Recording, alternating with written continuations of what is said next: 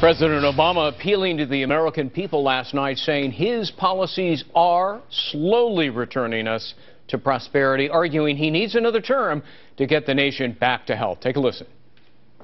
America, I never said this journey would be easy, and I won't promise that now. Yes, our path is harder, but it leads to a better place.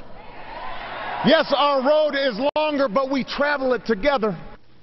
Fair request. Marjorie Clifton joins us, a former consultant to the Obama campaign and principal at Clifton Consulting. Ford O'Connell joins us. He's a former McCain-Palin presidential campaign advisor. Good to see you both. Marjorie, all right, so you heard the president. He claims he never said it would be easy or quick.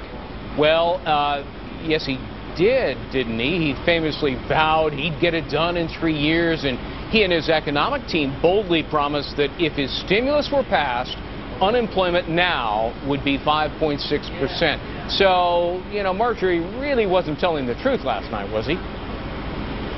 Well, you also have to look at the context here, and I think the big question is how fast should we expect things to recover? And if you look at where we were 4 years ago, we were facing one of the gravest economic times in our entire country. In February 2008 until March 2009, we were dropping jobs. This is coming out of the Bush administration, dropping jobs at an alarming rate. And then starting in 2010, we've seen an upward turn. 2007, but he said he'd get it done in 3 years. We had one of the greatest. Well, he said he would make improvements, which he has. And I think the question is, how fast should we expect to see improvement, and what's reasonable to expect? And I think this entire, you know, Bill Clinton set it up. He said, look, there is no man or woman, I should say, that could actually get to make a turn in the economy. But that's not true either. Reagan did it. He had 10.8% unemployment, and he dropped it to 5%. Ford, let me go to you. The president asked for continuity last night. Does that mean, what, more of the same, which is what most Americans, at least according to polling data, don't want? Two-thirds think we're on the wrong track.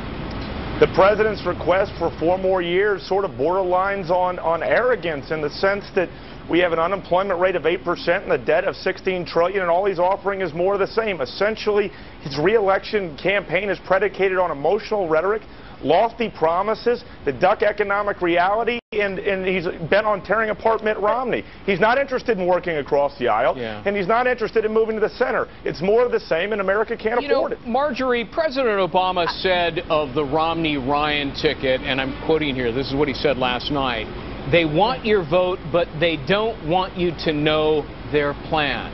Well, in fairness, what's the president's plan? He identified all these lofty goals like 1 million manufacturing jobs, but he never once said how he would achieve them.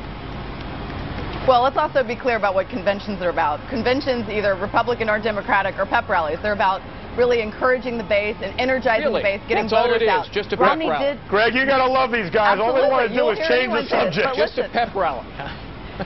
Well, and Romney did actually unroll a 54-point plan, rather, that fell flat. And so we haven't actually seen a Republican economic plan either. And I think the question comes down to, he laid out a 5-point plan in his speech. Greg, Romney laid out a 5-point plan, and secondly, it was a 59-point plan. All they want to do is tear apart Mitt Romney. They have no new answers for anything, and they just want to claim. You know, Ford, I will say that even the Wall Street Journal a week ago really criticized Governor Romney, saying that, look, he just kind of glossed over his 5-point plan. He didn't get into specifics. For example, he's going to drop the marginal tax rates. Which loopholes and exemptions and credits and deductions is he going to close? So come on, wasn't Governor Romney also vague? No, Greg, that's very fair. I do think that Governor Romney is going to have to get more specific. I think the reason why he was less specific, he refuses to talk about those loopholes. Is because Marjorie and Obama would hit him over the head. He's going to have to get more specific, and he's going to have a superior debate performance, because essentially President Obama is bent on tearing him apart, running on more of the same and lofty promises that AP fact checkers say are straight. And you know, frankly, Marjorie, I have to say, though, I'm wondering, you know, overall, let's get beyond the president's speech. Several things happened. The DNC chairwoman kind of caught lying. Well, not kind of caught. There's no other way to put it. She was caught lying about the Israeli ambassador. The South Carolina chairman, you know, comparing Nikki Haley to Hitler's mistress. One of 3, by the way, Democratic officials comparing Republicans to Nazis.